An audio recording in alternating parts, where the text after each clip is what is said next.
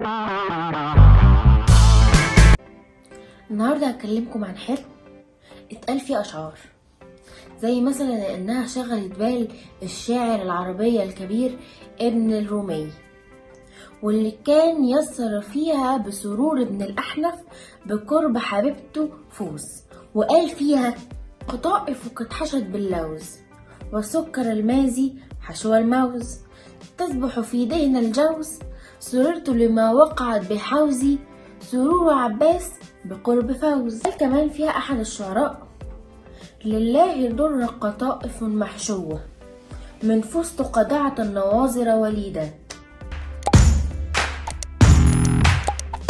طبعا انتوا عرفتوا انا بكلمكم على ايه، على القطايف. لكن انا عايزه اقول لكم ان القطايف اللي انا بكلمكم عنها دي كنا كلنا فاكرينها مصريه، لكن هي طلعت مش مصريه.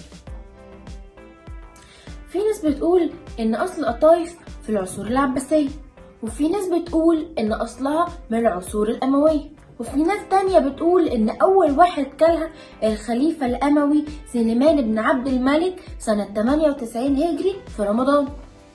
في اقوال كتير على اسمها. في ناس بتقول ان هي بيرجع تسميتها للعصر الفاطمي، عشان الطهاة كانوا في الوقت ده بيحضروا حلوى كتير في شهر رمضان، ومن الحاجات اللي كانوا بيحضروها في شهر رمضان هي القطايف.